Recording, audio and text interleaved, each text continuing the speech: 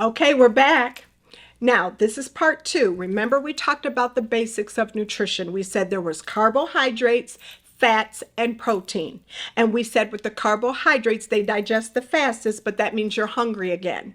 With fats, they take the longest, which means they kind of keep you full for a while, but they've been kind of ridiculed as the big, ugly, horrible devil monster that has caused all our problems. And that's just a lie. Really.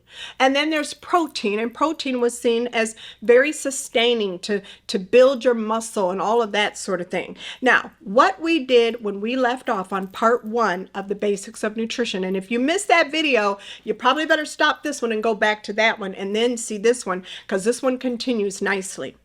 So you were eating garlic bread, and you were supersizing everything that you had. And so you had not just enough sugar to feed your muscles and get you moving. No, you had enough leftover sugar to store in the liver to use while you're sleeping. And then after that, you still had some sugar, and that sugar that you had went for storage in cases of starvation, which are very rare in America. So the storage compartment is the big tummy. And so let's kind of make it into kitchen table, refrigerator, freezer, but not the freezer above the refrigerator. No, no, honey. We're talking about that deep freezer in your garage or in your basement. That's the freezer. So what am I saying? I'm saying that the kitchen table was the muscles. Eat it right now, get you moving, get some energy. The liver, where it stored the food to use later tonight, was the refrigerator. You had leftovers at Thanksgiving, put them in the refrigerator. Over the next day or two, you can eat those leftovers, and they're not going to hurt you. Then there's the deep freezer. The deep freezer is huge. It stores enough food for the winter, and then some. Well, I got a news flash. That's your stomach. It's storing enough food for the winter, even next winter, even the winter after that. That's crazy. You don't need all that. You are not starving. You are not hunting down buffalo to feed yourself. This is stupid. So what does it mean, and what do we do now? We ate it. What now? Well, I want you to do me a favor. I want you tonight to test me on this.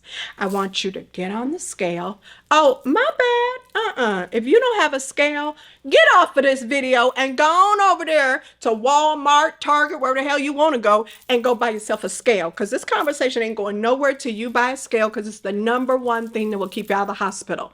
So anyway, let's pretend like half of y'all listening ain't got a scale already. Get on the scale, honey. How do you get on the scale? Naked. After you peed, but before you eat. Don't have nothing on. Have it in your bathroom, on the floor, not carpet, on the floor. Step on the scale tonight. When you step on the scale tonight, it's different from the morning naked after you pee before you eat. But I need you to do this so you believe what I'm saying is true. So get on the freaking scale tonight. Write it down in your phone. Nobody need to see your business. When you write down the number, take that number and look at it again in the morning. When you get on the scale in the morning, that number will be 2 pounds lighter. Whether or not you pick up those 2 pounds and 2 more or 10 more for the rest of the day depends on what you eat. So if you get on the scale in the morning and you see it drop 2 pounds, now you got to think, well, why did that happen? Here's why. When you went to sleep, the liver emptied completely out of the stored sugar, because it only lasts 8 hours anyway. And you may have even just gone to bed and not eaten right before bed, which is why we say don't eat before bed, because you're trying to get this liver to empty out the sugar. If you eat before bed, you know what you did. You took that sugar and you put it right on your belly. So right now we need you to not eat before bed and do the whole scale trick. When you get on in the morning, this liver will have emptied out all the sugar. And depending on how long it has been since you ate anything, some of the fat in your tummy will empty out as well. Now, the secret to getting rid of the entire tummy is called intermittent fasting. Depending on how big your tummy is, and a fancy way of saying this is called visceral fat, but depending on how big your tummy is, that's how long it may take to get rid of all that sugar. And the bigger your tummy, the more likely it is that you are going to be a diabetic, because that's a lot of sugar. And all this time we've kind of said, well, if you're diabetic right now, it's going to get worse. No, that's just bull crap. You can stop this runaway train. If you're not a diabetic right now, let's pretend that we are and work on it. How do you work on it? Well, let's ask ourselves a simple question. Do you take an alcoholic and give them another drink? Hell no. So then why would you take a patient or yourself or your kids who are already showing obesity and give it more sugar? Because you're just going to make that worse. Now, don't get ridiculous. You don't need to cut out all carbohydrates, but you do need to cut back. The average intake of carbohydrates in this country is outrageous. What's a simple way to start cutting back? How can you cut down on this belly and your risk for diabetes? Well, the simplest way is to not drink another pop unless you're at a holiday event. Yeah, I said it. Stop buying them cases at Sam's Club and put them in your garage. Stop it. Stop drinking a pop with every meal. Oh, I see you Pepsi players. Oh, you Coke? My bad. Coca-Cola players. I see you. And every time you put a pop to them old juicy lips of yours, you get fatter. Oh, yes. Oh, I'm sorry. Did I just hear you say, oh, that's right, Shelly, I ain't drinking no more pop.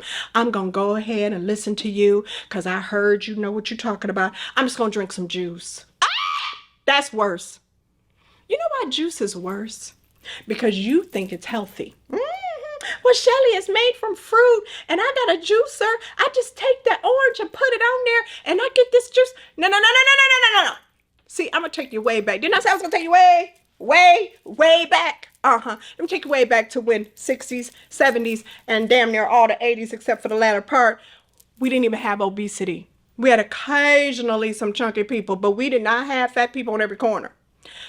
Why was that? Because every single home back in those days had a fruit basket on the table. You brought your little behind from school, come in that house, you grabbed fruit. You didn't grab a Twinkie. You didn't grab chips. You didn't grab no ho-hos. Let me just say, when your food is called Twinkies and ho-hos and ding-dongs, you should have been suspicious from day one. But there you go, coming home from school, eating all that hot mess. No, we had a fruit basket on the table. We came in from school and we grabbed an apple. We came in from school and we grabbed a banana. And then, newsflash, we took our behind right back outside and played kickball. We did not sit down in front of a gaming console and get carpal tunnel with our thumbs going like this until we fell asleep. Just didn't happen. So we got a lot of work to do between you and me. But there's a couple things I need you to do right now. Number one, cut the pop out, baby. Just cut it out. If you drink 10 a day, fine, do 5. If you drink 5, you better stick it to 2. If you did 2, cut it down to half. You need to slowly but surely cut down on the pop. If you always get a super size, just get a large. Come on, work with your girl. I'm trying to save your life. This is what I do. Okay? Now, don't substitute juice for the pop. No. As much as, maybe there's some controversy about sweeteners, I would rather you go get some stevia and get some lemons and make your behind some lemonade. When you make it, it's just automatically healthier. If you got to make lemonade with real sugar, that's healthier than juice and pop. Come on now, work with your girl. Now, you hit that subscribe because when I come back, I've got more information for you, but we're going to go deeper into the disease of diabetes. Talk to you soon.